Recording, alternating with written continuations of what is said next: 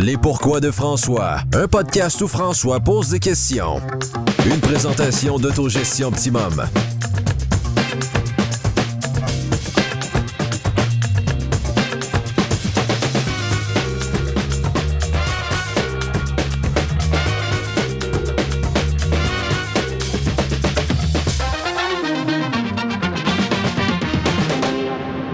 Bienvenue au podcast « Et pourquoi » de François.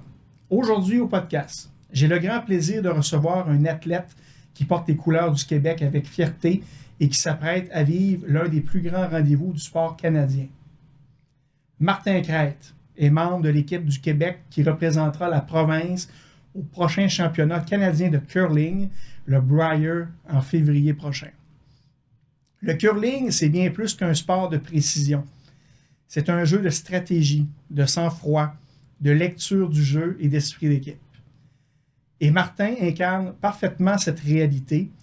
Derrière chaque pierre lancée, il y a des années de travail, de discipline, de passion et une capacité à performer quand l'enjeu est à son plus haut niveau. Aujourd'hui, on va prendre le temps de découvrir l'homme derrière l'athlète, son parcours, ce qui l'a mené jusqu'à la scène nationale et ce que ça représente humainement et sportivement de défendre le Québec dans une compétition aussi prestigieuse que le Brier. Installez-vous confortablement parce qu'on entre dans l'univers d'un sport fascinant, un sport que j'adore, et d'un athlète qui a beaucoup à raconter. Je vous présente Martin Crête. Martin, bienvenue à mon podcast. Merci beaucoup, François. Très apprécié. C'est un honneur, mon cher Martin, de t'avoir ici avec moi pour parler de mon sport, mon nouveau sport que je pratique depuis 2018 seulement. Je suis très honoré d'avoir un champion de curling avec moi. Ma première question, et cette question-là vient de mon invité précédent parce que, comme tu le sais peut-être, j'ai un volet dans mon podcast où mon invité précédent doit poser une question à l'invité suivant sans savoir c'est qui. Alors, tu vois, il n'y a pas de stress. Pourquoi avoir accepté mon invitation? C'est ça sa question. Bonne question. Première fois que je fais ça, c'est un peu... je sais pas à quoi m'attendre, je sais pas dans quoi je m'embarque, mais juste de pouvoir parler du sport en général, on n'a pas l'opportunité, on n'a pas beaucoup de fenêtres au curling pour pouvoir parler de ça. Donc, je trouvais que c'était une bonne idée. Puis si ça peut faire embarquer du monde dans le sport, ben, tant mieux, on aura réussi. Merveilleux. Ben écoute, je suis très honoré, je suis très content parce qu'on va parler curling pendant les prochaines minutes. On va faire un cheers tout de suite. Ben oui. Hein? C'est assez concept, Yes. Les petites pierres, on boit de l'eau, inquiétez-vous pas, c'est de l'eau, il n'y a pas de bière là-dedans. Elle est bonne la bière, par exemple?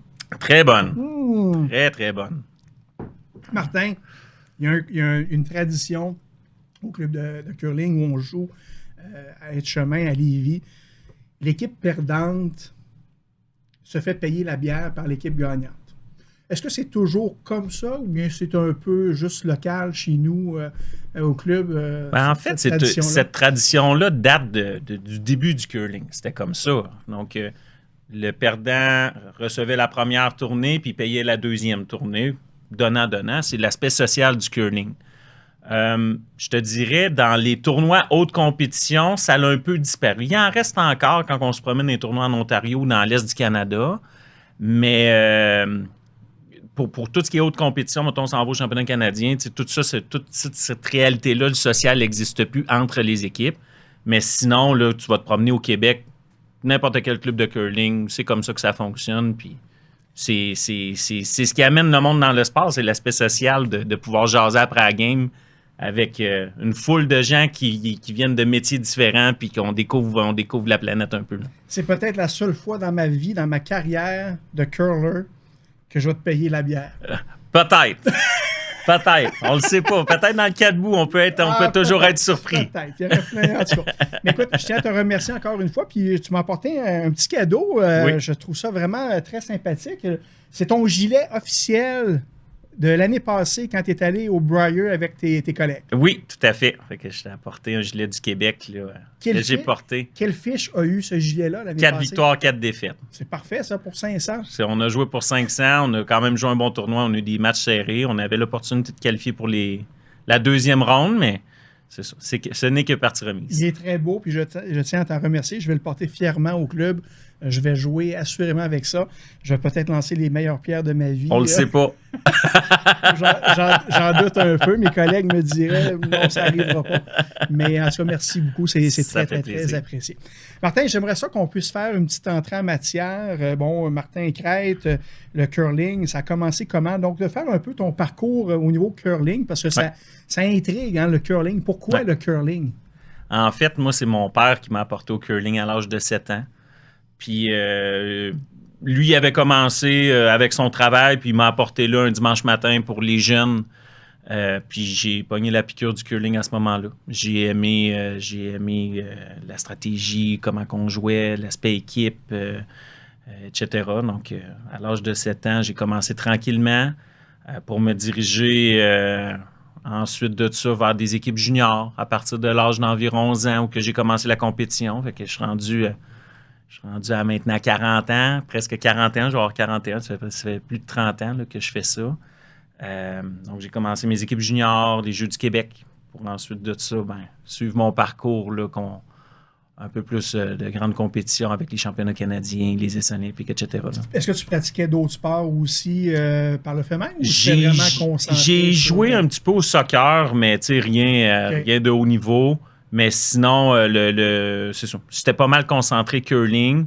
Même dans ce temps-là, on allait au curling, au début, je jouais une fois par semaine dans une ligue avec mon père, puis sinon, le dimanche matin avec les jeunes, puis c'est comme ça que ça a commencé. Mais j'ai comme toujours resté dans le sport. J'ai toujours adoré ça. Même si on peut le comprendre, là, à cet âge-là, il y a beaucoup de roulements. Les jeunes viennent essayer ça 1 an, 2 ans, ça fait plus, on va changer. Fait que moi, je voyais beaucoup de jeunes passer autour de moi, mais moi, je restais toujours là. Puis ça a commencé à être un peu plus sérieux, je te dirais, à partir, comme je te dis, à l'âge de 11, 12 ans, où là, j'ai commencé à avoir des équipes formées avec 4 joueurs qui voulaient environ la même chose que moi.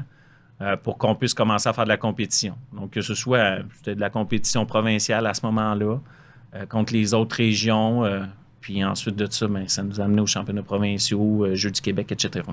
Parce qu'au Québec, le curling, c'est pas le sport comme... Moi, je voyage beaucoup pour mon travail, dans les maritimes particulièrement. Mm-hmm. C'est c'est un sport qui est très prisé dans l'Ouest canadien. Tout à fait. Le Québec, est-ce que ça remonte à il y a longtemps, là, la présence ou l'effervescence du curling? Est-ce que ça a commencé à ta connaissance? Au Québec, là, ça a toujours été un peu par vague, je te dirais. Même dans les clubs de curling, tout dépendant qui s'en occupe, des différents programmes juniors, là, des fois, moi, il y a eu un bout de temps que mon père s'occupait du programme junior au club de curling Jacques-Cartier, puis il y avait 40-50 jeunes qui se présentaient le dimanche matin, puis après ça, quand il a quitté, là, je pense qu'ils se sont retrouvés avec 7-8 joueurs qui jouaient au curling. Fait que, tu sais, c'est un peu comme ça que ça fonctionne. On peut le voir aussi présentement au club de curling et de chemin. C'est un peu le même principe. Camille Larouche a pris ça en charge, puis il fait un travail extraordinaire pour faire rouler la Ligue étudiante le dimanche matin. Donc, c'est comme ça qu'on réussit à amener les jeunes, puis à permettre d'investir du temps dans le sport, puis essayer de les amener à un plus haut niveau après, ou même si ça peut rester participatif, ils peuvent y trouver leur compte quand même, là. Tout à fait. Puis moi, j'ai commencé à jouer au curling en 2018 au Cadbou, le tournoi Le Cadbou. C'est un tournoi qui est organisé par le club, justement pour initier des nouveaux joueurs. Donc, des joueurs qui jouent déjà ce sport-là amènent des gens qui n'ont jamais essayé ça pour essayer ça pour une première fois. Puis j'ai eu la piqûre. Donc, c'est pour moi un bel exemple de vouloir faire la promotion d'un sport qui mérite d'être découvert par tout le monde. Tout à fait. C'est super agréable.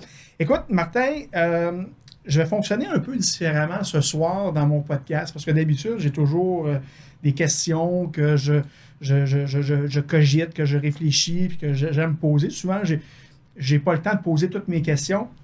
Mais ce que j'ai fait dans les derniers jours, j'ai demandé à des membres du club, à certaines personnes du club où on joue au curling à Etchemin, de me poser des questions. Fait que, contrairement à mes habitudes où je ne lis pas des questions, ben là, je vais lire des questions, puis je vais les lire telles quelles. Je nommerai pas de nom, je ne dirai pas de qui ça vient, mais il y a des mots juste de bonnes questions là-dedans, honnêtement. Oui. Il y a déjà des questions qu'on a abordées un petit peu là, sur ton parcours et tout ça. Mais avant d'aller là, j'aimerais que tu puisses, parce que tu n'es pas seul dans une équipe de curling, là, vous êtes au nombre de 4. Avez-vous un remplaçant, un 5e? Non. Fait que vous êtes vraiment juste 4. Alors, j'aimerais ça que tu puisses me présenter tes partenaires et quand je vais pouvoir mettre une photo là, sur le podcast, au montage, une photo là, que vous avez prise quand vous avez gagné à Rimouski récemment. Donc, je vais pouvoir mettre une photo. Donc, présente-nous tes collègues, mon cher. Je vais y aller avec le premier, Jean-François Trépanier, un garçon de Valleyfield. Est-ce que tu veux que je les présente oui, ben, exactement. La provenance. La provenance, Valleyfield. Jeff, ça fait maintenant 6 ans que je joue avec lui. Ancien joueur de hockey. Il a commencé sa carrière de curling plus début vingtaine. Donc, c'est ça. Lui, il amène une différente vibe à l'équipe, contrairement à des coéquipiers que j'ai déjà eus qui ont toujours été dans le monde du curling. Lui, l'aspect compétitif hockey, c'est différent, l'aspect mental, etc. Donc, toujours un plaisir de jouer avec lui. Félix Asselin, qui lance les dernières pierres, mais qui n'est pas de skip, vient, lui, de Montréal, mais travaille présentement à Val-d'Or. Il est géologue là-bas. Félix aussi, ça fait maintenant 6 ans que je joue avec, là, alors que j'ai intégré l'équipe en 2020, l'année de la COVID. Puis le capitaine Jean-Michel Ménard, je ne sais pas si on a besoin de le présenter. C'est un gros nom. C'est un gros nom. C'est un gros nom, probablement le meilleur joueur. Pas probablement, c'est le meilleur joueur de curling à avoir joué pour le Québec, là, avoir représenté le Québec sur la scène nationale et même mondiale. Donc, je suis choyé de pouvoir jouer avec ces 3 joueurs-là. Puis est-ce que c'est... moi, la question que je me pose, c'est que vous venez de centres différents. Oui. Comment vous en êtes arrivé à vous former? Tu t'es joint à une équipe qui existait déjà. Ils viennent te recruter? De quelle façon ça fonctionne? Le curling, c'est un petit peu compliqué quand tu es rendu dans le monde élite. C'est un très petit monde. On se connaît tous très bien. Là.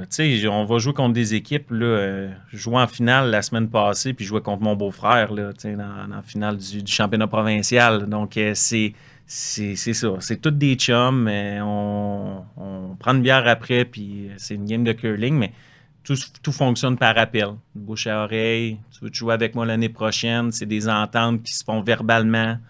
Puis ensuite de ça, les 4 se mettent ensemble et disent « OK, l'année prochaine, on va partir puis on va jouer ensemble. » Fait que, mais vous n'avez pas la chance de pratiquer ou très peu? On n'a pas la chance de pratiquer ensemble durant nos saisons. On se parle durant les tournois. On se dit qu'est-ce qu'on veut travailler. Puis on le travaille de façon personnelle. On est rendu à un âge... moi, je suis rendu à 40 ans. Ça fait maintenant, comme je te disais, plus de 30 ans que je fais ça. On se connaît par cœur, là. On a fait des vidéos, sa technique, on sait ce qu'on fait de mal. Dès que je sors moi, du bloc de départ, je le sais si ça va bien aller ou si je suis dans le trouble. Je suis capable de savoir si j'ai lâché 2 pieds trop fort ou 2 pieds pas assez fort.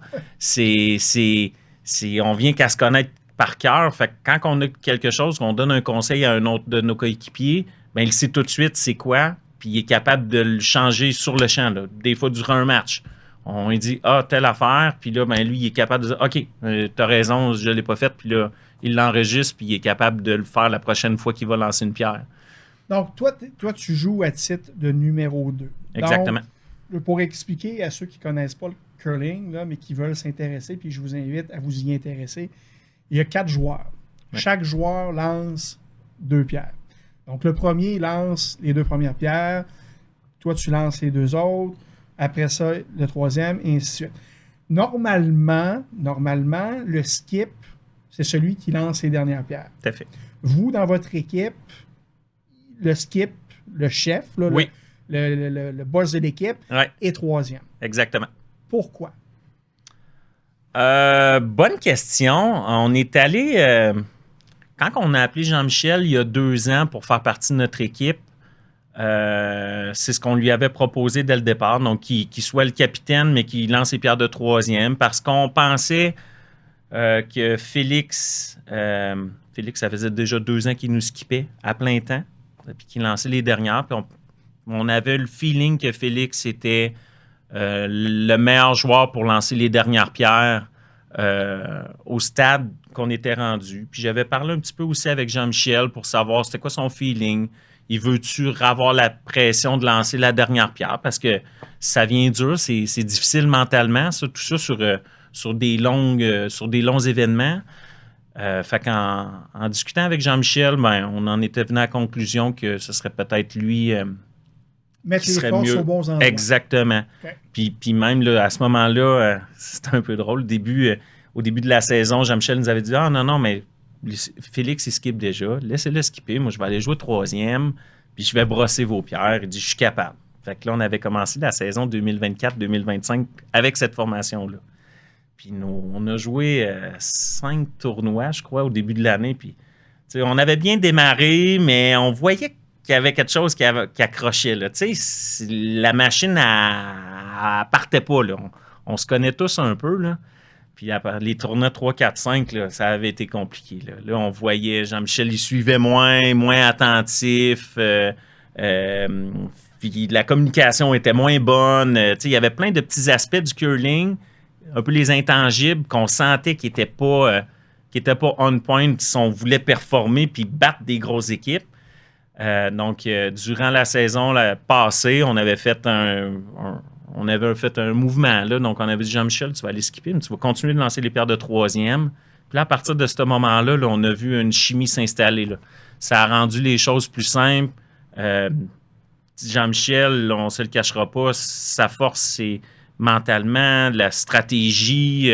C'est un cerveau de curling. Il comprend la game super bien.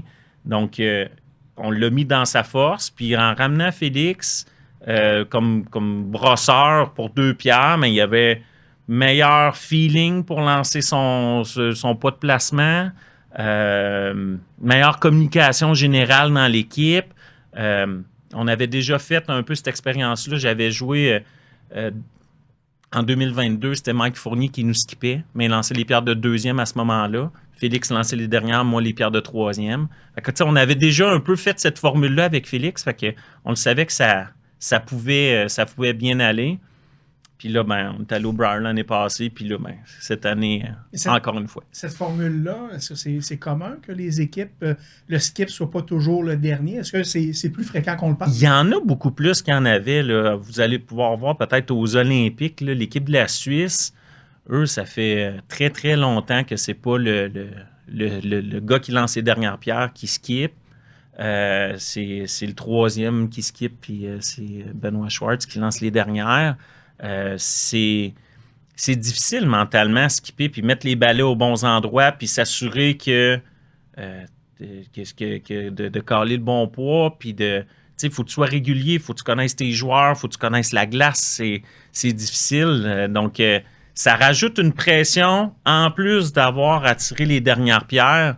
C'est ça. C'est très dur puis des fois, le monde ne se rend pas compte à quel point c'est difficile de tout faire ça. Puis c'est un peu un chef d'orchestre. Là.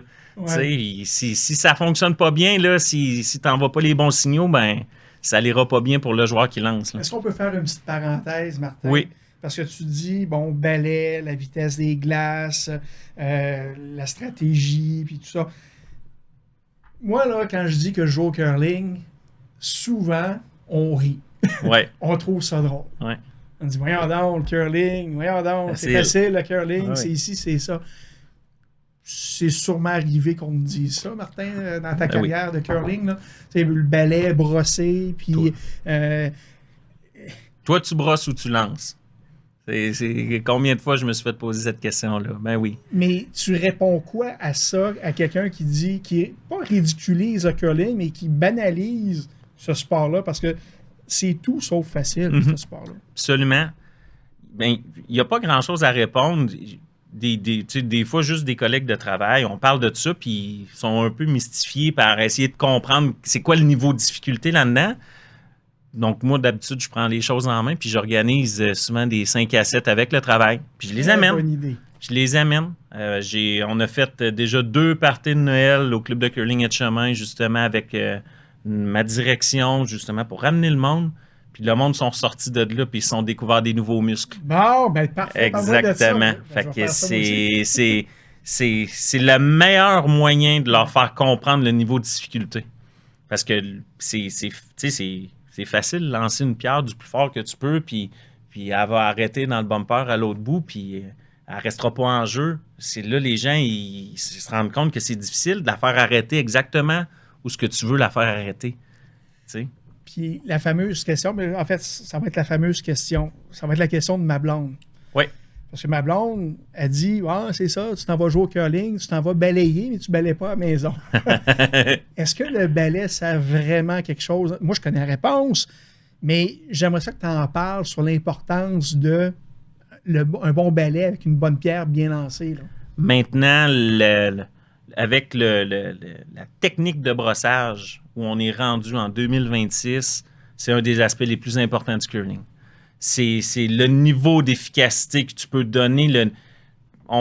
Des études ont sorti, là, les meilleurs brosseurs, les meilleures paires de brosseurs hommes, tu peux gagner entre 9 et 12 pieds de distance sur la pierre. Puis la faire curler aussi, tu peux la faire courber, tu peux la faire garder droite, mais si on parle juste de distance, si on calcule 9-12 pieds, c'est la grandeur des cercles. Incroyable. Fait qu'en principe, les 2 meilleurs brosseurs au monde sont capables de te faire rater toutes tes shots. Parce que si toi, tu lances pour lancer dans le cercle, ils sont capables de te la faire défoncer. Puis si tu lances pas assez fort, ils vont juste attendre puis ils vont la laisser en avant du rond. Donc, le gars qui lance la pierre, lui, il a une commande de lancer tel poids par le skip à l'autre bout. Ouais. La responsabilité des 2 brosseurs, c'est la vitesse seulement. Vous savez, là où vous voulez amener la pierre dans le cercle, en fonction de sa poussée, ce que vous avez vu, le chemin que vous allez prendre, si vous allez un peu plus à l'extérieur, qu'on appelle souvent dans la garnotte, là, qui est plus rugueux, donc ça va ralentir. Donc, votre rôle, c'est de l'amener au bon point. Donc, gérer la vitesse, gérer la courbe. Oui. C'est pas simple. Non, c'est pas simple. C'est pas simple. C'est pas simple, puis il y a beaucoup de variables. Comme tu l'as expliqué, sur une glace de curling, chaque endroit que tu mets ton balai peut avoir une vitesse différente. Puis peut avoir une courbe différente. Puis en plus que tu peux rajouter par-dessus tout ça, la pierre comme telle peut réagir d'une façon différente. Chaque pierre est différente. Ça se ressemble souvent, mais il y en a des pierres qui courbent plus, il y a des pierres qui courbent moins. Donc, tu mets toutes ces variables-là là, dans ton sac, là, puis là, il faut la mettre exactement où ce qu'on veut. Fait que ça apporte une dimension qu'il faut que tu sois hyper concentré sur ce que tu lances. Ton joueur doit bien comprendre la commande, mais même tes brosseurs, là, il faut qu'ils sachent à quel endroit il a lancé. Tu sais, nous autres, quand on lance une pierre puis qu'on demande un placement, par exemple, au bouton ou un freeze, par exemple, pour s'accoter, il faut connaître exactement on appelle ça la traque, là, mais l'endroit où c'est lancé pour savoir si on va avoir la bonne vitesse pour pouvoir se rendre au point B. Là. Fait que le chemin à parcourir, quand on passe souvent au même chemin, on a balayé. Le principe du balai, c'est que ça réchauffe un peu la glace. Ça fait un petit film d'eau, puis c'est ce qui fait qu'on peut donner de la vitesse ou influencer la pierre pour la faire curler ou la faire rentrer ou la retenir, peu importe. Là. Donc, à force de passer toujours à la même place, vous devez vous ajuster. Vous travaillez avec des chronomètres. Le chronomètre, lui, c'est de la pousser jusqu'à la ligne du cochon là, qu'on appelle. Exactement. Ça prend une intelligence incroyable pour être en mesure de s'ajuster sur le champ. Moi, c'est ce qui m'impressionne. La plupart des gens ne comprendront pas nécessairement sans l'avoir vécu, mais moi, j'ai encore de la misère. J'ai encore de la misère avec cet aspect-là parce que c'est la poussée. Est-ce que quand il a poussé mon joueur, est-ce qu'il a retenu la pierre? Est-ce qu'il a donné un petit push de plus? Ça vient tout changer un peu. Absolument. C'est le feeling. C'est un feeling aussi. Il faut que tu sois capable de filer la glace. Est-ce que ça colle un petit peu plus? Est-ce que justement, on est allé plus large, ça gratte un peu plus dans le pebble? Le chrono, c'est un des outils qui te permet de déterminer, mais c'est pas la vérité absolue. Là. Ça t'aide, mais le feeling, il n'y a rien qui va battre le feeling. Avant un tournoi, est-ce que vous avez la chance de vous pratiquer? Parce que tu disais que les pierres, ils ne réagissent pas toutes de la même façon, que tu joues sur telle allée ou telle autre allée. Il y a des différences entre les pierres. Ouais. L'allée comme telle peut avoir une différence. Ouais. Est-ce que vous avez, à la veille d'un tournoi, vous avez la chance de vous pratiquer, puis vous savez sur quelle allée vous allez jouer? Dans les championnats provinciaux et nationaux, oui. On a une journée là, où on peut pratiquer sur chacune des glaces 15 minutes, entre 10 et 15 minutes, là, dépendant des événements. Avant la partie? Avant, on a une pratique d'avant-tournoi. Puis ensuite de ça, on a une pratique de 10 minutes avant chaque match. Okay. Donc, ça nous permet justement de voir un peu comment la glace réagit, parce que même pendant un tournoi, les glaces changent beaucoup, tout dépendant. On va aller au championnat canadien dans un mois. Il peut avoir, s'il mouille dehors, il va probablement avoir du frima sur la glace. Fait que ça va changer la texture de la glace. Probablement que rendu en fin de match, ça va coller un petit peu plus. Ça va être un peu plus rugueux. Il faut relancer plus fort. Fait qu'on est tout. On écoute, on prend tous ces détails-là. On parle souvent même aux ice makers quand on est au championnat canadien, aux personnes qui font la glace, pour savoir est-ce que vous avez touché les roches, est-ce que vous avez changé quelque chose dans la température de glace, justement pour avoir de l'information, pour savoir, OK, est-ce que ça va être plus vite aujourd'hui, est-ce que ça va être plus lent, est-ce que ça va courber plus, etc. C'est tous des facteurs qu'on prend en ligne de compte pour pouvoir performer au plus haut niveau. C'est fascinant. Je vais embarquer dans les questions qui viennent des gens du club. Oui. Il y a des questions qui sont de moi là-dedans aussi. Tantôt, dans ta famille, est-ce qu'il y avait des joueurs de curling? Donc, tu m'as cité ton père, comme de quoi c'est grâce à lui, et on l'en remercie, de t'avoir amené sur un site de curling.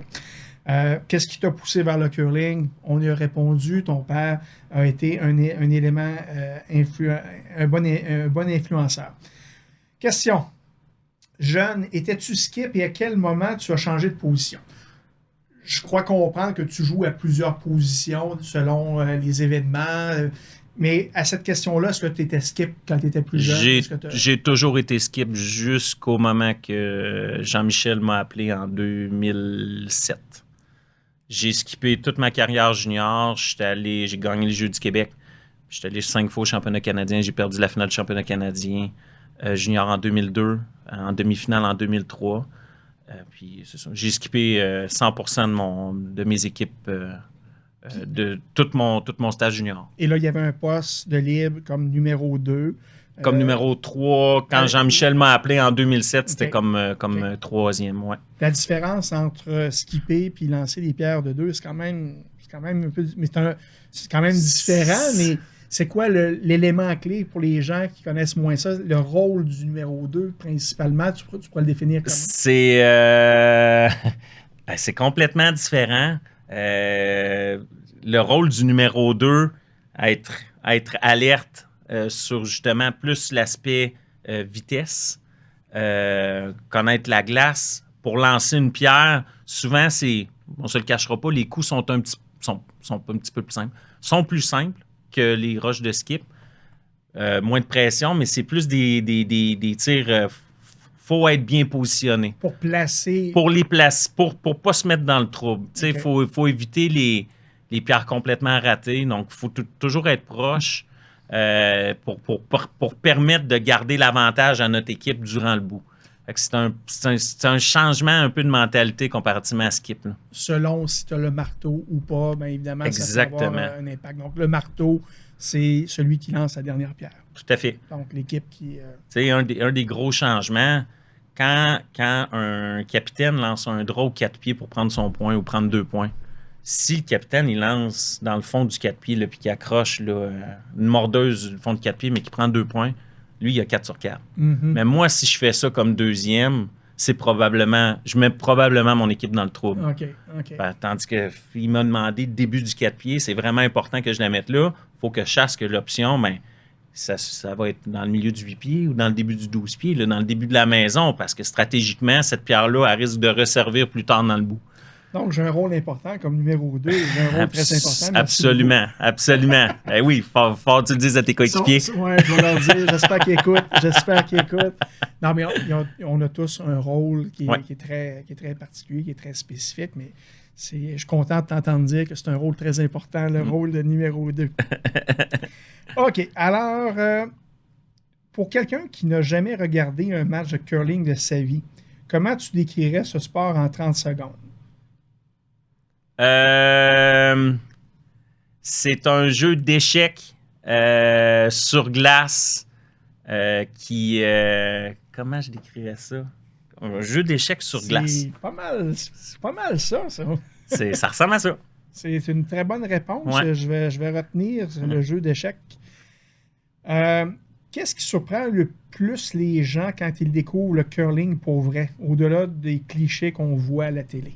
La difficulté à mettre les pierres en jeu, difficulté de brossage.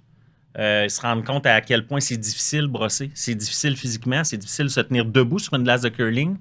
Et c'est ce que j'ai trouvé. À chaque fois que j'ai apporté des collègues avec moi du travail, ça a toujours été ça qui est ressorti par la suite. Découvrir des nouveaux muscles dans les triceps et en arrière du dos parce que c'est dur physiquement. C'est l'essayer, c'est la meilleure chose, c'est la meilleure chose pour comprendre effectivement. Absolument. OK, le curling est réputé pour son respect et son fair play. D'où vient cette culture et comment elle se vit concrètement sur la glace? Bonne question. Je pourrais pas dire d'où ça vient. Je pense que ça a toujours été un sport de gentlemen, du monde qui viennent de patelins différents, mais qui vont jouer une game de curling un contre l'autre, puis ça reste amical quand même. Il y a une espèce de fair play qui s'installe entre les deux équipes. Je pense que ça vient juste avec l'essence du sport. T'sais, on parlait tantôt, on va aller prendre une bière après le match, mais ça fait partie de l'ensemble du curling. Mais même au championnat canadien, ça va être comme ça aussi? Oui, il y a quand même un respect qui s'installe. Il y a une communication qui se fait entre les deux équipes. Okay. S'il y a de quoi qui se passe, on accroche une pierre parce qu'on n'a pas fait par exprès, mais on l'a accroché. On le dit à l'autre équipe. C'est pas arrivé souvent dans ma carrière que le joueur fait « ben là, on l'enlève, puis tu avais juste à pas te tromper. » Il y a une espèce de respect qui est mutuel entre les équipes. C'est ce qui fait la beauté du sport, je pense. Puis y a-tu un code vestimentaire? Puis ma sous-question, c'est que il y a quelque temps, très récemment, il y a un tournoi, puis il y a une équipe américaine qui était là. Je ne sais pas si tu sais où je m'en vais. Là. Schuster, je pense. Ouais. Puis j'ai pris ça en photo, puis je vais la mettre sur le podcast. Là, pendant qu'on parle, ils vont voir la photo. Là. Moi, j'en revenais pas. Là. J'en revenais pas. Les joueurs 1, 2 et 3, il n'y avait pas de manches. On voyait tous les bras tatoués là, au complet, pas de manches. Et tellement que j'ai sursauté. J'ai dit, voyons donc, tabarouette, il n'y a pas une étiquette, tu peux pas faire ça, tu peux pas aller jouer au golf comme ça, tu peux pas aller jouer. Ça se fait pas, là.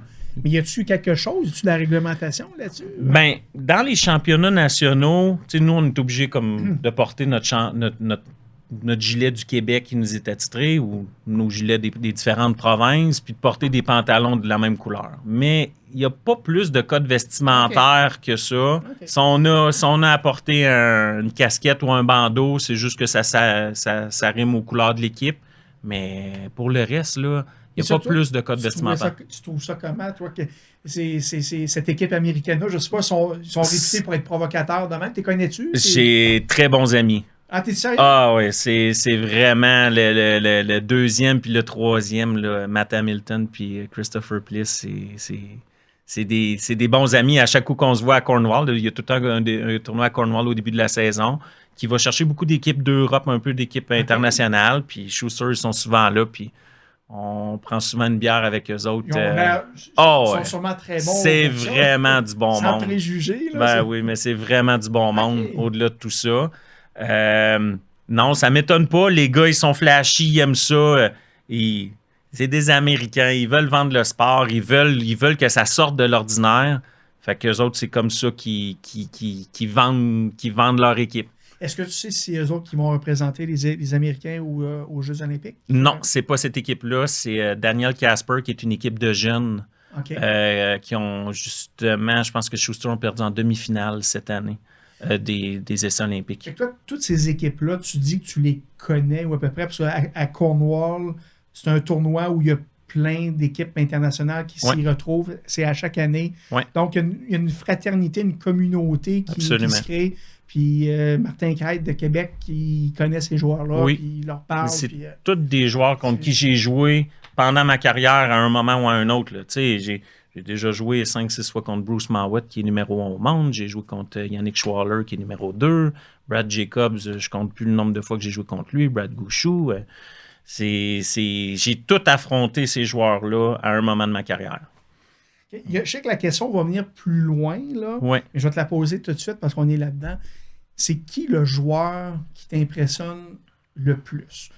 Que ce soit pour son talent, que ce soit son calme, sa vision, whatever, sa gentillesse, peu importe. C'est quel joueur professionnel que tu as côtoyé qui t'impressionne le plus? Mark Nichols. Gentillesse. Très bon joueur de curling, parle super bien français. Ah oui? Oui, il vient du Labrador, Marc. Donc, il parle très bien français. Très bon athlète. Super gentleman. Si tu vas y parler, j'ai déjà demandé des informations, des fois sur des pierres. On se transmet l'information. Comment tu as trouvé ton set? Moi, j'ai trouvé ça. Lui, il a trouvé ça. Fait très bon sportif puis gentleman. Là, c'est pas lui qui va aller représenter, c'est pas lui qui va représenter cette année aux Olympiques. Lui, Marc, il joue, c'est le numéro 3 dans l'équipe de Gouchou. Brad Gouchou, exactement. Ils ont eu leur nombre d'années en masse à y aller. OK, fait que Nichols, puis ça serait quoi, au-delà de la gentillesse, au niveau, sa plus grande qualité d'athlète de curling, lui, sa force, tu dirais que ça serait comme quoi? Joueur de curling, un compétiteur absolu. Dans les gros matchs, il performe toujours super bien. Il n'en rate pas. Quand c'est le temps là, de livrer la marchandise, là, toujours là. Les doubles sorties, des triples sorties. Il n'y a rien. Puis, tu sais, des fois, moi, c'est impressionnant pour l'amateur de curling, mais des fois, juste pouvoir lancer un backline, juste la pousser dans le fond de la maison, mais il faut passer à 1 cm du garde. Pour moi, je trouve ça encore plus impressionnant. C'est incroyable. Incroyable. Moi, je m'impressionne quand je fais une belle pierre. Fait imagine d'en voir juste ça, des belles pierres. Ouais, c'est ça. Je reçois sur Facebook des vidéos, des reels de curling. Puis j'arrête pas de partager ça à mes collègues, voir des beaux coups de best shot of the day. Puis c'est parce que c'est de voir le coup qu'il faut faire, puis d'être capable de le faire. Moi, ça me dépasse royalement. En tout cas, j'ai beaucoup de vidéos de curling. Je trouve ça super. OK. On revient à nos moutons. On parle souvent de précision, mais à quel point la stratégie est importante dans un match de curling? Est-ce que ça se joue plus dans la tête que dans les bras? Oui. À notre niveau, oui. Il y a une grosse partie qui est liée à la stratégie. Des fois, de prendre les risques au bon moment. Savoir quand se sortir du trouble au bon moment aussi. C'est ce qui va faire souvent la différence entre une victoire et une défaite à la fin du match. Donc, il y a des habiletés. On a rendu au niveau où on joue. Tout le monde a du talent.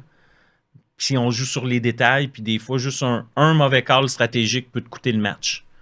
C'est rare. Ça va arriver que ça se joue sur l'exécution, là, mais souvent, c'est mentalement, on prend de mauvaises décisions à un mauvais moment. Puis là, c'est là que ça nous fait mal. Est-ce que le skip porte l'entière responsabilité de la stratégie? Vous avez le droit de prendre des time-outs, vous avez le droit quand même de vous jaser, mais jusqu'à quel point c'est le skip qui décide tout de A à Z? Si tu parles dans notre équipe, on a quand même on a quand même 4 bonnes têtes de curling. Donc, quand on a le temps de pouvoir en parler puis d'en jaser, on le fait souvent en gang. Là. C'est rare que le skip il décide tout seul là, quand il trouve ça compliqué. On prend une décision, puis on y va en groupe, puis on dit OK, on fait ça ensemble pour justement mettre les chances de notre bord de prendre la bonne décision. Tantôt, tu parlais que tu décrivais le curling comme étant un jeu d'échecs sur glace. Ouais. Aux échecs, les bons joueurs vont être capables de prévoir plusieurs coups à l'avance. Au curling, est-ce que tu peux prévoir jusqu'à combien de coups tu peux prévoir? Là, ça dépend toujours de ce que l'autre va faire après ça, mais peut-être un plan de match, tu dis là, on va faire ça, après ça, lui, il va probablement faire ça. Je dirais 3 coups. 3 coups d'avance. Pour toi, mais pour l'autre équipe, là, je dirais environ 3 coups. Tu peux prévoir les 3 prochains tirs. Parce qu'après ça, c'est dur de savoir si toutes les shots vont avoir été réussis parfaitement. Mm-hmm. Mais au niveau où ce qu'on joue, on se trompe pas souvent. T'sais, on voit les tendances des bouts. On le sait qu'on fait tel coup, lui va faire tel coup, puis ensuite de ça, on va faire tel coup. Comme je te dis, d'après moi, les 3 prochains coups, on est capable de les deviner si les tirs ils sont assez bien réussis. OK. Excellent. Bon, présenter tes coéquipiers, ça c'est fait, tu nous en as parlé. Très bonne question. Parle-nous de ce que représente la préparation physique et mentale. Préparation physique, de mon côté, je m'entraîne en salle. Tout le monde fait un peu ce qu'il peut. Dans un premier temps, parce qu'on a tout un travail, contrairement, je dirais, à 4 ou 5 équipes là, au Canada qui ne vivent que de ça. Là. Mais je m'entraîne en salle. Sinon, préparation mentale, c'est tout personnel. Chacun fait sa préparation. De mon côté, moi, je me prépare souvent à l'approche de grands événements, 1-2 semaines à l'avance, essayer de faire un peu de visionnement, d'être prêt pour l'événement, savoir qu'est-ce que je dois faire, comment je dois faire, préparer une routine aussi, je trouve ça important, même durant l'événement, durant les matchs, pour retomber souvent dans mon pattern pour pouvoir mieux performer, puis essayer d'enlever toutes les zones en dehors qui pourraient me déranger, là. Donc pouvoir me concentrer sur ma tâche qui était effectuée. À votre niveau, un match de curling, c'est 10 bouts. Oui.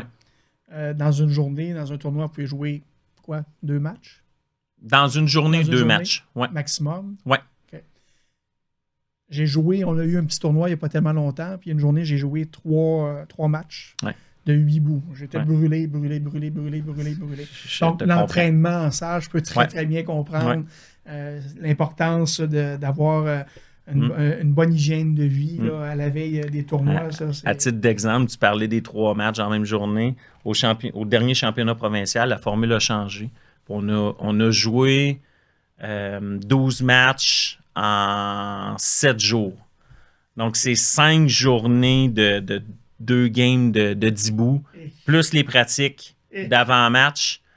J'ai été exténué à la fin. C'est très, très dur physiquement. Parce qu'en plus, ça te demande, tu sais, tu es dans un championnat important, ça te demande un niveau de concentration supérieur. Ouais.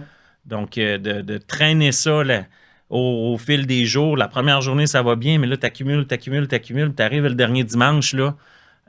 C'est un peu l'adrénaline qui drive puis qui tire pour pouvoir garder le focus puis être capable de performer quand même. Là. Fait qu'au dernier championnat, pour votre victoire, pour vous permettre de représenter au Brier dans les prochaines semaines, vous avez joué 12 matchs de qualification plus la ronde éliminatoire ou non, 12 en tout. 12 au total. 12 au total. Ça a été quoi votre fiche? 12 victoires, aucune défaite.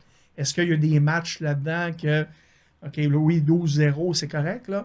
Mais est-ce qu'il y a des matchs là-dedans où vous avez dû travailler plus fort parce que là, peut-être, on est peut-être dans le trouble, là? Tu sais, oui, c'est sûr que oui. C'est dur de faire un parcours sans faute. Je te dirais, là, il y a eu au moins 4 matchs là, qui auraient pu virer d'un côté comme de l'autre, là, où les équipes ont très bien joué, là. On a commencé notre premier match du tournoi à ronde contre l'équipe Benoît qui vient de Sorel, avec François Roberge qui remplaçait comme capitaine. Okay. François qui joue dans notre club de curling.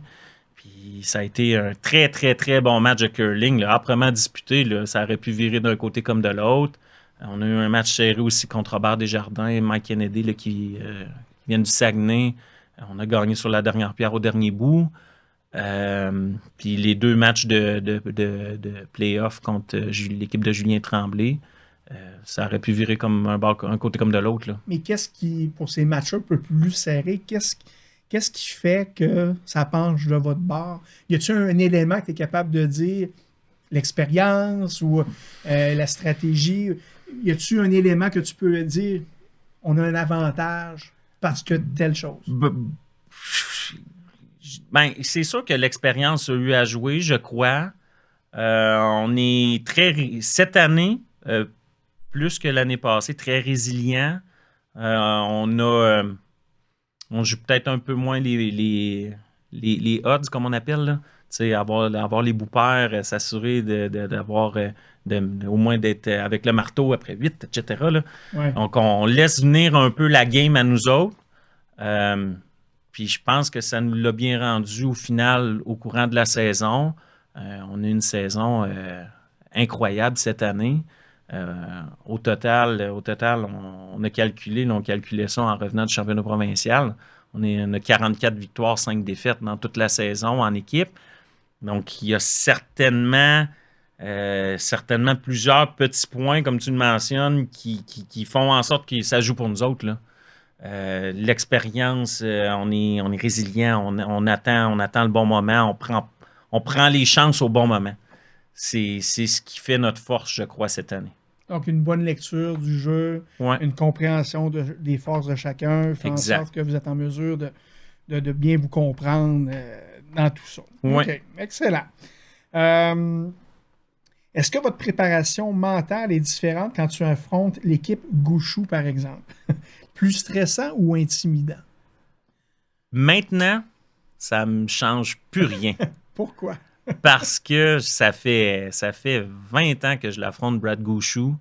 Puis même si on jouait à TV, à TSN, un mercredi, je suis up pour le challenge, puis je trouve ça le fun. Ça me stresse pas du tout. Je te cacherai pas que la première, deuxième fois que je l'ai affronté, c'est plus stressant, puis d'affronter tous ces gros noms-là. Mais maintenant, là, il n'y en a pas un gars là-dedans qui m'impressionne ou qui me jette en bas de ma chaise. Là.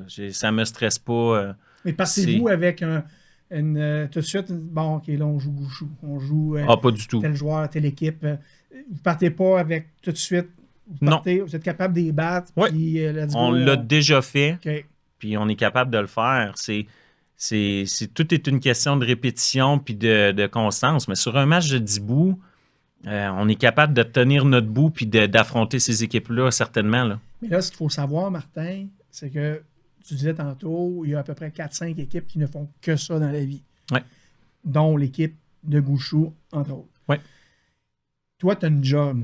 Ouais. Tu travailles dans la vie, tu as une famille, tu as des enfants, tu joues au curling, tes collègues, ils sont dans d'autres centres partout au Québec. Vous n'avez pas la chance de pratiquer comme eux ont probablement la chance de faire. Parce que dans leur équipe, pour nommer cette équipe-là, ils viennent un peu partout au Canada, ils se rencontrent régulièrement, puis ils pratiquent. Ça ne devient pas, à quelque part, psychologiquement, devient pas de dire, écoute, là, sont où nos chances? Je sais que ça se passe sur la glace, mais juste avec ça qui trotte dans la tête, de dire, nous, on fait notre gros possible avec les ressources que l'on a. Ouais. Les ressources, c'est-à-dire d'avoir la chance de pratiquer ensemble. Ça vient pas trotter un peu dans la tête, cet aspect-là? Il y a eu un bout de temps, oui. Ça, tu sais, là, 15 ans peut-être, mais maintenant, non. On met avec notre expérience puis justement notre résilience, je pense que si on avait affronté ces gars-là à tous les tournois, tous les week-ends, peut-être que là, ça commence à être dur sur le mental. Tu vas perdre plus souvent que tu vas en gagner. Ouais. Mais quand tu affrontes cette équipe-là au championnat canadien, moi, j'aime bien penser que c'est l'inverse qui se passe. C'est que eux autres, ça les tente de nous affronter parce qu'eux autres, ils savent qu'ils ne peuvent pas perdre contre notre équipe. OK, il ne faut pas qu'ils perdent. Il ne faut pas qu'ils perdent parce que pour eux autres, ils sont supposés de battre l'équipe du Québec pour pouvoir passer à la prochaine ronde.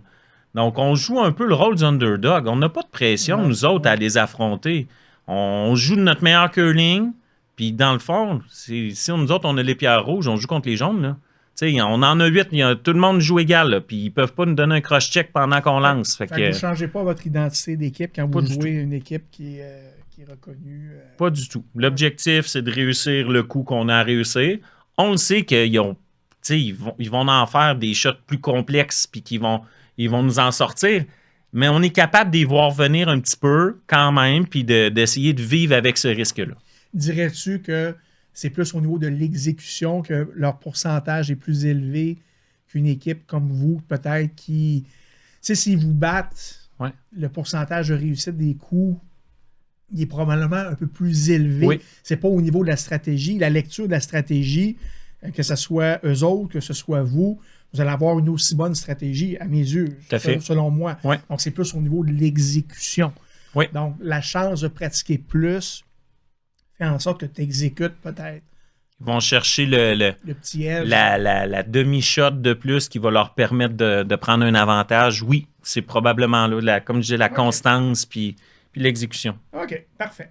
Il y avait une question pour nous expliquer simplement les rôles de chacun dans l'équipe, 1, 2, 3, 4. On a abordé un peu cette question-là. OK, question intéressante. Est-ce que, comme au hockey, vous regardez des vidéos de vos adversaires? Parce que j'imagine qu'il doit y avoir des styles d'équipe, des équipes plus agressives, plus offensives, plus défensives. De là à dire qu'on fait vraiment du vidéo comme on fait au hockey, non. Est-ce qu'on regarde du curling puis on connaît les tendances des équipes? Oui. Tu sais, on a... probablement tous les fans de curling ont regardé les essais olympiques qui ont lieu au début du mois de décembre. Ben, on connaît les tendances de l'équipe à Brad Jacobs, les tendances de l'équipe à Matt Dunstone, les tendances de l'équipe à Brad Gauchou. Mais rendu là, quand tu arrives sur la glace, on part à zéro. On repart un peu à zéro parce que le bout se développe avec comment on positionne les pierres, nous autres aussi. Parce que nous autres, comment je pourrais dire ça? Nous autres, on ne joue pas le textbook curling des tournois du Grand Chelem. Qu'eux autres, moi je te disais, on peut prévoir 3 coups à l'avance. Eux autres, tu peux prévoir quasiment les 16 coups du bout. Puis tu sais quasiment le résultat final avant même que le bout commence. Et on sort un peu de l'ordinaire, on envoie une coupe de balles courbes des fois dans le bout. Puis là, ça les sort un peu de leur zone de confort, ça. Fait que des fois, t'es mets un peu ils sont sur leur garde, ces équipes-là, quand ils nous affrontent. Puis on le sait. C'est un avantage positif. Je pense que oui, c'est un avantage positif pour nous autres. OK, excellent. À quel moment tu sais qu'une pierre est parfaite et à quel moment tu sais qu'elle va faire mal? Il y a un petit sourire après la question. Fait que c'est une question piège. Question piège. Je ne sais pas. À quel moment qui est parfaite?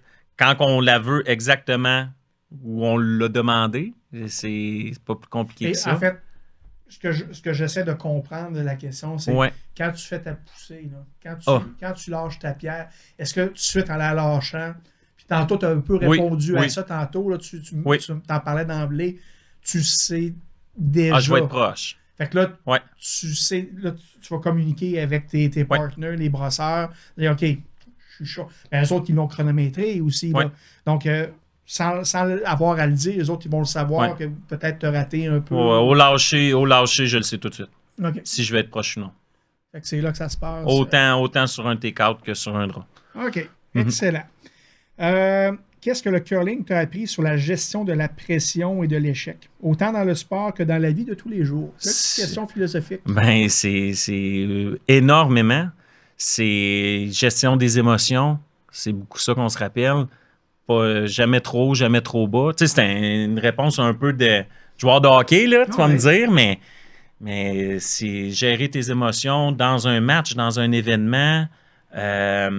Gérer le stress, être capable de l'apprivoiser. C'est normal qu'on ait du stress. C'est normal qu'on arrive au championnat canadien puis au championnat provincial puis qu'on veut le performer. Mais il faut vivre avec ça. Il ne faut pas essayer de le repousser. Puis c'est des choses que j'applique dans mon quotidien, dans mon travail. C'est quand on arrive, je travaille en informatique, quand on arrive le temps pour des livraisons, bien là, c'est sûr qu'il y a une pression, il faut que tu livres, puis il y a une date, puis moi, je suis très zen là-dedans maintenant. C'est un peu mon quotidien, j'ai baigné là-dedans, fait que pas grand-chose qui m'impressionne, puis qui maintenant là, me fait un blackout parce que je suis trop stressé ou quelque chose. J'ai appris à vivre avec ça, à l'apprivoiser, puis à essayer de prendre le négatif qu'il pourrait avoir de ça, puis le tourner en positif, puis de profiter de mon moment à la place. Ben, il y a plusieurs sports qui nous amènent à avoir à gérer cette forme de pression-là, puis de transposer dans la vie de tous les jours. Ben, je pense c'est à ça que ça sert, le sport. Ben, au-delà de gagner des médailles, moi, je pense que c'est une belle école de vie. Exactement. J'ai mes enfants là, qui font du patinage de vitesse. Je trouve que c'est tellement une belle valeur à leur transmettre. C'est normal, ils vont en avoir des échecs. Puis il faut qu'il y en ait. C'est dur, il faut que tu apprennes à vivre avec ça. C'est comment tu vas rebondir. Exactement. Comment tu vas te relever. Est-ce que tu vas te relever puis tu vas dire je vais m'entraîner plus fort puis la prochaine fois, ça va aller mieux? Bien, ça, c'est une école de vie. Puis ça vient aussi avec l'ardeur au travail. Donc, toute l'énergie, l'ardeur que tu vas mettre dans ton entraînement, quand tu es bien préparé, tu ne peux pas arriver et être déçu de ta performance, quelle qu'elle soit. Puis si tu as un échec, ben, écoute, les plus grands de ce monde ont tous vécu des échecs, puis ils vont se relever la game d'après. Puis, fait que ça, c'est des belles valeurs à partager. Ouais. OK. Pour le Québec, affronter des équipes canadiennes souvent commanditées, on a parlé un petit peu tantôt, à temps plein, ça représente quoi mentalement ou sportivement? Donc, on a discuté de ça. Vous êtes commandité malgré tout. Oui. Vous avez quand même des commandites, oui. Au même niveau que les autres qui ne font que ça. Mais ça représente quoi les commandites pour vous? Est-ce que ça vous permet de défrayer simplement vos déplacements pour les tournois ou vous avez quand même à sortir de l'argent de votre poche? Comment ça fonctionne? J'étais très chanceux là, durant toutes mes années de compétition hommes. J'ai toujours eu assez de commanditaires pour couvrir les dépenses de ma saison de curling. Donc, tu sais, on démarrait l'année, puis on défrayait transport, inscription, puis hébergement au complet. Ou presque, là. Tu sais, souvent, fait qu'on n'avait pas beaucoup de gains à faire pour pouvoir couvrir nos frais de saison. C'est pas le cas de toutes les équipes au Québec, mais c'est ça, j'ai été très chanceux là, durant toutes mes années de curling pour pouvoir avoir ça.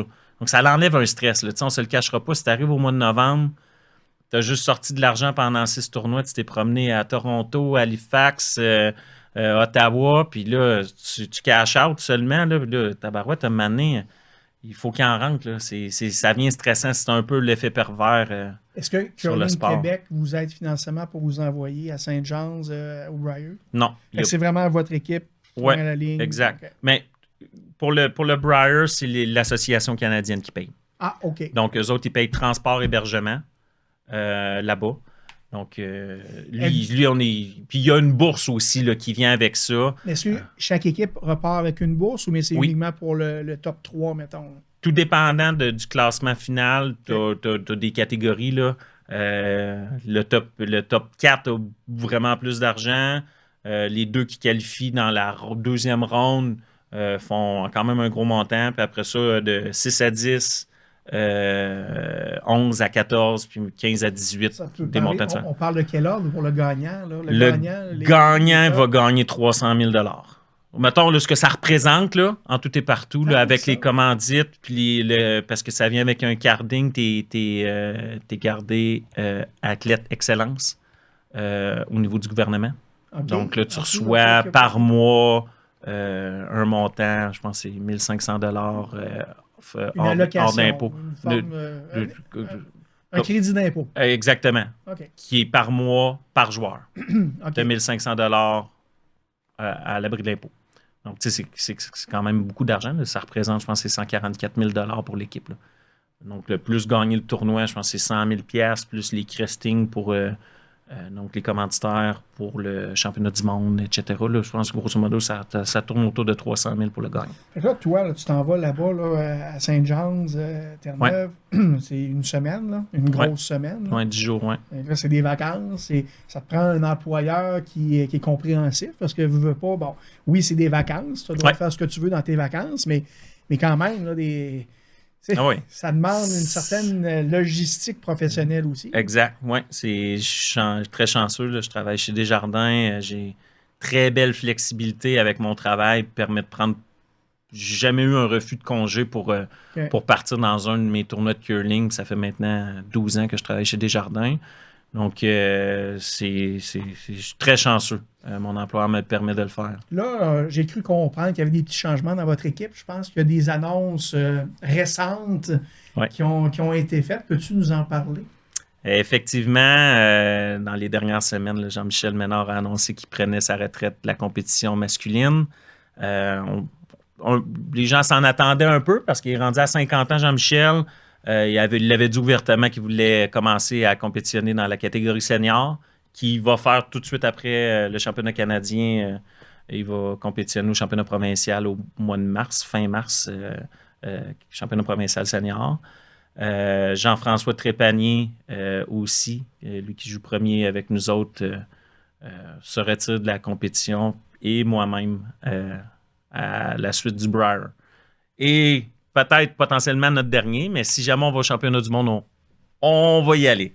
On va représenter le Canada. Le championnat du monde, c'est une seule équipe.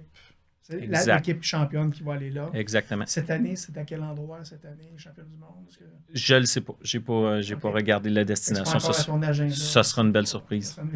Je pense que c'est quelque part aux États-Unis. Donc, tu arrêtes le volet compétitif. Ouais. Mais est-ce que tu vas faire comme Jean-Michel, puis faire des tournois seniors? Est-ce qu'on peut dire que c'est amical, ces tournois-là, tout simplement? Ou c'est Ça va être des tournois amicaux, parce que la catégorie senior, c'est à partir de 50 ans. OK. Là, j'en ai 41. 40, je vais avoir 41 au mois de mars. Donc, je vais jouer avec mes amis tout bonnement. Tu sais, je vais rejouer avec Jeff. Là. Okay.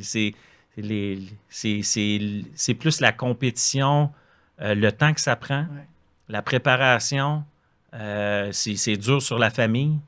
Puis là, mes enfants grandissent. Je veux me mettre à voyager aussi. Moi, ma conjointe, on veut se mettre à voyager. Je trouve qu'on a un bel âge pour faire ça, puis d'en profiter. Donc, c'est ça. On va commencer à faire autre chose que juste du curling. Est-ce que le coaching, c'est quelque chose que tu aimerais envisager éventuellement? Tu es déjà impliqué probablement déjà au club un peu ici et là, mais est-ce que c'est quelque chose que tu aimerais faire sur une base un peu plus officielle? Un jour, oui. C'est drôle parce que je racontais, j'étais dans l'auto avec mon garçon une couple de jours, puis j'ai dit, Étienne, je vais arrêter le curling. Il dit, oh non, parce qu'il a fait du patinage de vitesse. Puis il dit, mais tu vas-tu pouvoir me coacher pareil, tu sais, quand je vais être un peu plus vieux? Je dis, mais oui, Étienne, c'est sûr que je vais pouvoir te coacher. Ça va me faire bien plaisir. Lui, il pensait que j'arrêtais le curling au complet, que je jouais plus du tout. Non, je dis, Étienne, je vais continuer à jouer pareil, mais je jouerai juste plus en compétition masculine à plein temps. Puis c'est ça. Mais oui, ça va m'intéresser. J'ai mon filleul avec qui je joue dans la Ligue du mercredi, Louis-François Brassard, qui est un excellent talent de curling. Donc, à chaque coup qu'il me pose des questions, ça me fait plaisir de l'aider. Puis même s'il me demande d'aller pratiquer il y a de la relève. Si on parle de notre club, là, le club à Lévis et de Chemin, là, on voit souvent passer là, des résultats. Puis entre autres, c'est ton neveu, je pense qu'il y a eu une nomination, ou en tout cas, il y a eu un prix. Il a gagné. C'est pas rien là, d'avoir des gens avec qui on joue, qu'on voit. Moi, ça me fascine. Ça me fascine. Je trouve ça très, très, très beau. OK. La conciliation travail-famille. Donc, comme tu disais, la retraite des parcours professionnels, des tournois un peu plus officiels, il y a un lien avec la famille. Donc, c'est une décision qui est bien réfléchie. As-tu un idole au curling? J'ai eu un idole. C'était Ross Howard à l'époque. OK. C'est un peu avec lui que j'ai appris. Là. Je te parlais de mon parcours 7 ans. Je n'ai regardé du curling puis je suivais ça beaucoup à ce moment-là. Ross Howard, c'est un des joueurs que j'ai adoré regarder jouer. Tu l'as-tu déjà rencontré? Ben oui, à plusieurs reprises. J'ai joué contre lui. Il coach encore cette année? Il coach, il est en Saskatchewan, mais c'est l'analyste qui travaille pour TSN. OK. Mais il coachait pas l'équipe, me semble, jusqu'à il y a quelques années? Non, pas Ross. Glenn coach présentement, son frère. Ah, OK. Je me mêle c'est ça. C'est 2 frères. Donc, le Ross, c'est le plus vieux, lui qui travaille comme analyste à TSN depuis... ça doit faire pas loin de 20 ans, selon moi, 15 ans. Puis, est-ce qu'il le sait que c'est... peut-être pas, je sais pas. Tu lui diras, je vais y envoyer le podcast. Tu lui diras, ouais, tu enverras. Hey, j'aime ça, une belle attitude. J'adore ça. OK. Quelle est... une question ici qui m'a été posée. Je ne sais pas s'il y a une réponse à ça. Quel est votre rang au niveau mondial? Est-ce qu'il y a déjà y a-t-il un ranking de toutes les équipes? Oui. Sur le site, c'est curlingzone.com. Il y a le ranking mondial de toutes les équipes qui sont inscrites au circuit. On est présentement, là, on vire on doit être autour de 40e mondial. Sur combien d'équipes rankées? D'après moi, ça doit être plus de 300. Quand même. Mm-hmm. C'est très, très bon. Fait qu'on, on a un bon... Ça veut dire sur les 40 meilleures équipes, des équipes canadiennes, il doit en avoir, pas loin de... On est 8, 20... on est 20e, je pense, au Canada cette année. OK. Mais on n'a pas joué tant une grosse cédule cette année. On ne visait pas à faire tant de points pour monter au classement. On voulait juste se préparer. On avait les essais olympiques au mois d'octobre. Fait qu'on voulait se préparer pour ce tournoi-là, puis ensuite le championnat provincial. Puis en même temps, vous saviez aussi que c'était peut-être votre dernière année, donc ça vous donnait peut-être pas grand-chose de vous investir autant, faire plein de tournois, puis essayer d'avoir des points. Un peu, par le fait même aussi, mais ce qui est de plus en plus difficile dans une saison compétitive, c'est de placer les tournois au bon endroit. Il y a beaucoup, beaucoup de tournois en septembre. Puis après ça, on dirait qu'à partir de mi-octobre jusqu'à mi-novembre, il y a un gros trou. Puis là, ensuite de ça, il y a des tournois entre novembre et décembre. Fait que c'est difficile de se faire une cédule. Fait que des fois, on prend ce qui passe, puis c'est peut-être des plus petits tournois, mais ça nous prépare quand même pour le championnat provincial. OK. Là, la question est peut-être tricky un peu dans le sens que tu as annoncé ton départ, mais la question est tes objectifs, ce que tu aimerais accomplir dans le monde du curling. Est encore d'actualité parce que tu peux t'accomplir à d'autres niveaux, mais si, mettons, tu avais continué à jouer à un haut niveau encore pour de longues années, ça aurait été quoi ton objectif réalisable? Bonne question. C'est effectivement très difficile à répondre parce que ça fait 1 an que je mûris sur le fait d'arrêter de jouer. Puis de justement trouver c'est quoi mon objectif, puis c'est jusqu'où je veux me rendre, puis que je vais être satisfait, puis que je vais dire, je pense que là, j'en ai assez fait, puis c'est là que je suis rendu. C'est pour le volet compétition, là, pour le moment, je suis rendu là. On va faire un reset. Est-ce que je vais jouer dans une autre catégorie un jour? Peut-être. Je vais peut-être rejouer en senior. Je vais peut-être rejouer avec des amis en mixte. Je le sais pas. Je vais me trouver un autre objectif, mais pour le moment, là, j'en vois pas. Il n'y a rien qui me vient à l'idée. J'ai le goût de passer du temps avec ma famille et de voyager. As-tu déjà joué à 2 contre 2? Dans sa forme actuelle, non. J'ai jamais joué. Puis je serais ouvert. Ma conjointe est une bonne joueuse de curling. Elle est allée au championnat canadien avec Marie-France en 2011. Okay. Peut-être un jour, les enfants vont vieillir. Peut-être qu'on va se mettre à jouer là-dedans. Je ne le sais pas. Je ne suis pas bloqué du tout. Ça m'intéresserait potentiellement, oui. Ça va être une autre game en tabarouette, ça? Oui, c'est complètement différent. C'est ça. Là, tu réapprends un peu le sport parce que c'est complètement un autre jeu. Mais tout aussi intéressant. OK. Est-ce que tu aimerais et te vois comme entraîneur de haut niveau? On a abordé ça. Si un jeune ou un adulte au Québec voulait commencer le curling demain matin, qu'est-ce que tu lui dirais? Un jeune ou un adulte? Mettons ton neveu, là, ton filleul. Ouais. Qu'est-ce que tu lui dirais? Le conseil là, de... Prends ton temps, prends le temps de pratiquer, prends le temps de t'investir. Aborde toutes les facettes du jeu. Tu sais, c'est pas le curling, c'est pas juste lancer 2 pierres. Si tu vas pratiquer, il y a du brossage, il y a de la stratégie, il y a beaucoup d'intangibles. La communication, c'est hyper important. L'esprit d'équipe, ça fait partie du jeu.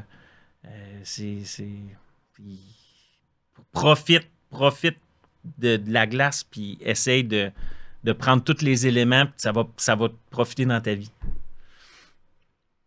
C'est des bons conseils. Bons conseils. Selon toi, pourquoi le curling est un sport qui gagne tellement à être connu, surtout ici au Québec? L'aspect social. Tu sais, si on regarde d'un point de vue juste plus récréatif, là, c'est rare que tu vas pouvoir prendre une bière. C'est correct, on joue la game de curling, on joue, on gagne, on perd, c'est récréatif. Après le match, je vais prendre une bière. Je rencontre quelqu'un qui vend des médicaments pour une compagnie pharmaceutique. Je peux jouer avec un médecin, un dentiste, un pompier, un policier, puis en informatique. Puis on va tous prendre une bière autour d'une table. On va tous rencontrer des réalités différentes. Je pense que c'est ça qui est beau de notre sport. Puis après ça, bien, sur la glace, tu peux t'amuser de façon récréative. Il y a beaucoup de catégories pour compétitionner. Donc, je pense que c'est ouvert à tous. C'est ouvert au grand public. Puis, tu peux jouer longtemps. Tu peux jouer, c'est ça, tu peux jouer. Il y a des ligues de seniors, de jour, de gens retraités. Absolument. Il y a des gens de 80 qui jouent encore. Moi, je trouve ça, j'espère être capable de me rendre là à jouer au curling. Là. Ça va être un bel accomplissement. Puis ça devient des amis. Tu sais, moi, ma gang d'amis, là, c'est tous des joueurs de curling. Oui. C'est du monde proche. Excellent. Alors, ça va bien de ce côté-là. On achète dans les petites questions. On a abordé un peu cette question-là tantôt. Là. C'est quoi la plus grosse idée reçue que tu entends sur le curling? Donc, le commentaire que tu entends souvent. On en a parlé un peu tantôt, là, mais y a-tu un élément supplémentaire que tu voudrais rajouter là-dessus? Sur que j'entends plus souvent, toi tu balayes ou tu lances. Mais okay. c'est un ou c'est l'autre. Ben oui, c'est la méconnaissance du sport. Tu sais, au-delà de tout ça, c'est très, très méconnu au Québec comparativement à ce que tu disais, mettons, dans l'Est ou dans l'Ouest, où les écoles sont souvent apportées, dans les clubs de curling, même il y a des programmes de curling directement dans les écoles. Nous, c'est très, très méconnu. Donc, les gens, ils sont un peu omnibilés, mystifiés, ils ne savent pas à quoi s'attendre, fait qu'ils tournent un peu ça à dérision. Fait que c'est ce qu'on entend le plus. Mais j'ai le feeling, puis je ne sais pas si toi tu le ressens comme ça aussi, mais j'ai le feeling qu'il y a de plus en plus une écoute envers le sport qu'il y avait moins, je te dirais, là, une vingtaine d'années. Moi, c'est sûr que je vais dire oui, parce que maintenant que je joue au curling depuis 6-7 ans, ben je suis plus à l'affût de ce qui se passe, les tournois, je regarde plus ça, je remarque plus ça. Mais moi, ce qui me fascine de voir, puis là, il y a un nouveau centre de curling qui est en train de se construire à Québec, je me dis, il y a des raisons pour ça. Ouais. Donc, oui, les centres étaient déjà quand même assez âgés, mais d'investir des gros sous, comme ils font actuellement, pour un centre de curling, c'est parce qu'il doit y avoir quelque part de la demande. Ah oui, je suis d'accord avec toi. Donc, pour moi, c'est signe que, oui, il y a comme une tendance, c'est plus à la mode peut-être. En tout cas, moi, je trouve ça vraiment agréable parce que c'est un sport que j'aimerais pouvoir voir encore plus, avoir encore plus accès à des glaces. Puis plus il y a de monde qui va jouer au curling, mais plus ça va être l'effet boule de neige qui va continuer encore. Mais moi, je pense que oui. Alors, pour répondre à la question, je suis d'accord. Moi, je le remarque plus, ça, c'est sûr. Mais toi qui gravites dans le curling depuis une trentaine d'années et plus, ben, tu confirmes effectivement. Ça l'a changé. Les mentalités ont changé avec le temps. Ça s'améliore beaucoup, je trouve. Je ne sais pas combien de membres on est au club à Lévis, mais... Entre 4 et 500. Mais il y a une croissance incroyable avec les quelques années. Moi, je connais bien le président, puis il m'avait dit que oui, il y avait effectivement une croissance importante. Fait que moi, je trouve ça juste beau. Je trouve ça, c'est comme au golf. Le golf est un sport aussi là, qui est en croissance. Ouais. C'est juste agréable.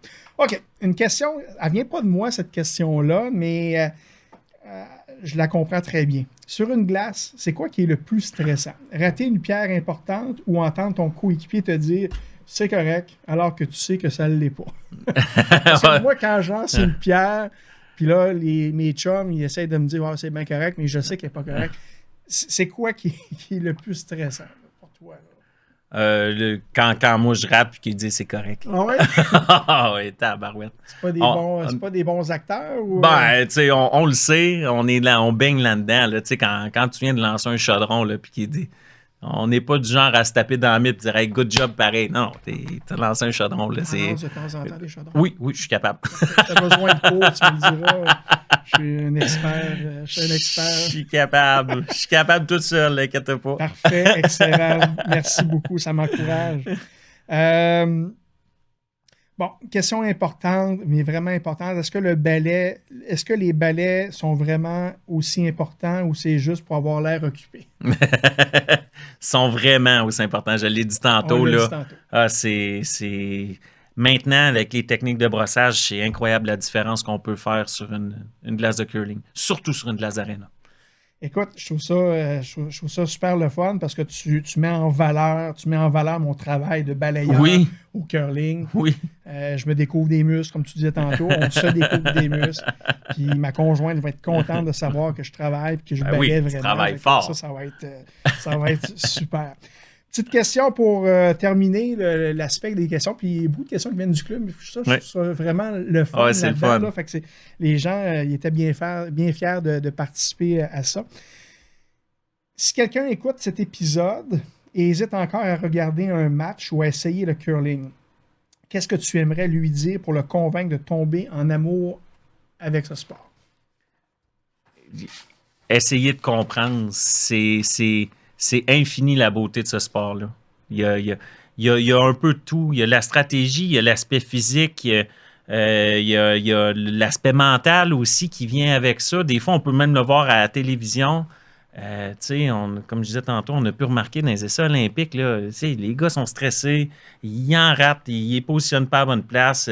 Il y a une partie gérant d'estrade aussi qui est le fun à faire entre amis. L'essayer, c'est l'adopter. Martin, tu vas être au Briar, ça se déroule à Saint-John's, Terre-Neuve, à partir du 27 février, donc c'est très bientôt. Moi, j'invite les gens à écouter le Briar sur votre chaîne préférée.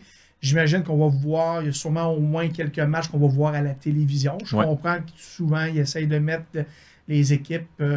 mais normalement, vous passez à la télé toujours sur 2-3 fois? Environ 2 games. Mettons dans la ronde préliminaire, 2 games en moyenne. Est-ce que cette année, vous allez avoir un nouvel uniforme? Là? Oui. Vous allez avoir... est-ce que c'est... tu l'as déjà, cet uniforme-là? Est-ce que ça va être quelque chose, ça va être une surprise qui va vous être... Ça va être une surprise qui... c'est toujours... Les gilets du Briar sont toujours donnés aux chambres d'hôtel. Okay. Donc, quand on arrive à l'hôtel, on va récupérer notre boîte. Puis... Est-ce que la seule chose que vous savez, c'est que vous allez être en bleu poudre? Parce que est-ce que c'est toujours... Aucune idée. Ça a-tu un lien, le bleu poudre? Est-ce que c'est associé au Québec tout le temps? Ou bien le bleu est associé au Québec. C'est sûr qu'on va être en bleu. OK. Mais le gilet, les logos, les motifs, on n'a aucune idée du design. Le gilet que tu portes, c'est sa 2e année avec la même configuration. Est-ce qu'ils vont décider de changer la configuration pour 2026 peut-être? Vous n'avez aucun mot à dire. Là. Non, c'est l'association canadienne Goldline qui fait les gilets pour l'association canadienne. Donc ensuite de ça, leur pattern qui vont développer pour le championnat canadien. Les gros commanditaires, est-ce qu'ils peuvent être affichés? Non, c'est vraiment... C'est standardisé partout. Exact. Okay. Tous les commanditaires qui sont sur le gilet sont les commanditaires de l'événement. OK. Est-ce qu'on va devoir pas de manche cette année? Tu peux bien essayer, mais tu ne seras pas bien impressionné. Non. Est-ce que, j'avais une petite question, comment le Québec est perçu aux yeux des autres équipes, là, les équipes canadiennes, les équipes qui ne font que ça, mais les autres, les Québécois, nous, on a l'impression des fois qu'on est un petit village gaulois à travers... D'abord, est-ce que je suis en erreur d'amener ça de cette façon-là, qu'on se sent comme ça? Est-ce que vous vous sentez comme ça? Pas du tout. Pas du tout. Je vais parler pour mon équipe. On est très respecté à travers le Canada parce qu'ils savent justement qu'on peut battre, on peut mêler les cartes dans un championnat comme ça. On l'a déjà prouvé par le passé quand je jouais avec Jean-Michel entre 2013 et 2017. Là. On l'a déjà fait, on le sait qu'on peut battre ces équipes-là. Fait qu'on est très respecté. On arrive dans la chambre, tout le monde se connaît. Là. Comme je disais, c'est un petit monde. Ça fait une vingtaine d'années qu'on se promène. On a déjà rencontré tous ces gens-là à quelque part dans un tournoi ou dans un championnat canadien, etc. Donc, il y a un esprit de camaraderie pareil. Là. Donc, on n'est pas mis de côté puis parce qu'on vient du Québec puis on est des malades. Là, non, on est tout du bon monde, puis tout le monde est respecté, puis ça va super bien. Il y a du bon curling qui sort du Québec, puis ils sont capables de le reconnaître. Ah, tout à fait. Puis avec les outils que vous avez, avec le fait que vous ne faites pas que ça, vous avez fini 5-5 l'année passée. Cette année, un objectif réaliste là, pour vous, ça serait quoi? Là? C'est sûr qu'on veut tous gagner les matchs, là, c'est clair, mais est-ce que vous êtes fixé un objectif à la Moi, veille je pense que qu'est-ce qui est réalisable, ce serait de passer à la deuxième ronde. Fait que la deuxième ronde, ça prend une fiche à 5-3, 6-2, là, tout dépendant comment que ça se dessine dans notre boîte. Là. Mais je pense que ce serait réalisable. Est-ce que vous savez déjà dans quelle box vous êtes? On ne le sait pas encore parce qu'ils déterminent les classements des boîtes à la fin des championnats provinciaux. OK. Donc, pas tous les championnats provinciaux sont terminés actuellement. Puis ensuite de ça, c'est là qui font le seeding, le classement de chacune des équipes, puis là, détermine l'alignement des boîtes. OK.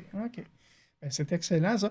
Juste en terminant, un petit parallèle, je ne sais pas si tu le sais, là, mais à Saint-Jean, tu es déjà allé à Saint-Jean? Oui, je suis allé au Brier en 2017. Est-ce que tu as déjà circulé sur l'autoroute Brad Gouchou? Oui, j'ai circulé sur l'autoroute Brad Gouchou. Je suis allé visiter George Street. Okay. C'est très, très belle ville.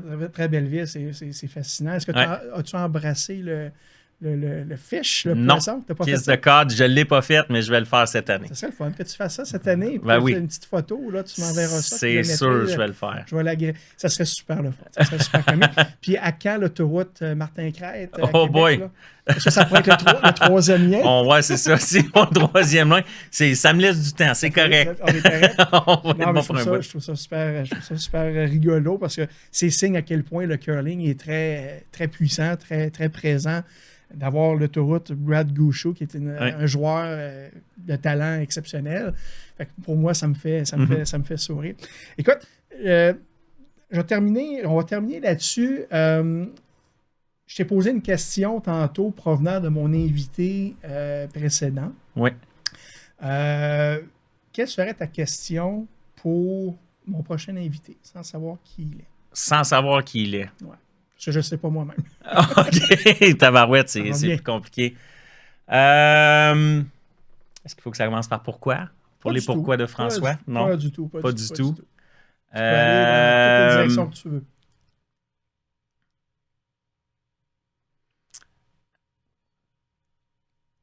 Est-ce ben là, c'est dur de savoir. J'aurais posé une question sur le sport. Ça avait été un sportif. Non, mais c'est ça. C'est ça qui... OK, on va y aller comme ça. Peu importe. Qu'est-ce qui vous ferait commencer le curling? Ah, mais ça, j'aime ça. Ouais. Ça, j'aime ça. C'est vendeur, ça. Fait que là, écoute, je sais pas ça va être qui mon prochain invité encore. J'ai un petit doute. Fait que ça va être une très, très bonne, question. On va te sortir du champ gauche, hein? Je te confirme. J'ai surtout hâte de voir la réponse. Ouais. Après ça, le défi. Moi, j'ai un défi à chaque épisode. Ouais. Faut que je passe un mot ou un groupe de mots. C'est un défi. Là, tu t'en es peut-être pas rendu compte. Mais aucunement. Mais tu as sûrement réussi. J'ai réussi, je pourrais te dire. J'ai dit ardeur au travail. Ouais. Donc, quand on parlait un petit peu de la préparation, puis il me semble que c'était dans ce contexte-là, j'ai utilisé, en tout cas, j'ai parlé d'ardeur au travail. Ouais. C'était facile. C'était simple. C'était approprié. Gilles a été fin. Gilles, mon invité précédent, il a été gentil avec moi. Mais il y en a qui sont un peu moins gentils. Ouais. Entre autres, un de mes amis qui en tout cas, m'avait sorti Nabucodonosor, roi de Babylone. OK.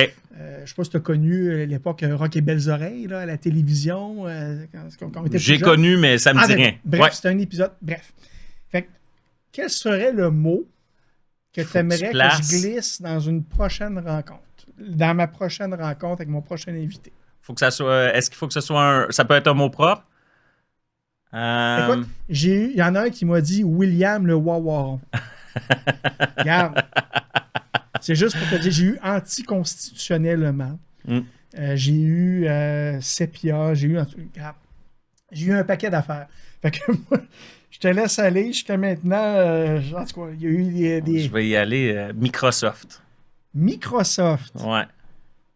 Travailles-tu pour Microsoft? Non, je travaille. C'est mon day-to-day travailler avec Microsoft. Okay. Faut que tu places ça dans ta tête. Mais c'est pas si simple. Je vais trouver une façon de le faire, ça c'est clair, ça va être réussi. Donc, Microsoft. Okay. Ouais. Ben écoute, je vais faire ça avec un plaisir. Puis, j'imagine que tu vas écouter les prochains épisodes pour voir si j'ai réussi le tout. Puis, by the way, là, quand tu vas être à Saint John's, Monsieur Nichols, là, qui parle bien français, là, moi, je vais te lancer le défi. Je vais te demander de lui parler du podcast. OK. Puis, ça serait le fun qu'il l'écoute. Puis, s'il m'écoute, ben, s'il veut venir parler de curling et pratiquer son français avec moi à Québec, je ne sais pas si c'est un gars qui vient de temps en temps à Québec ou peu importe, ou je me déplacerai à Montréal. Là, j'ai un studio aussi à Montréal.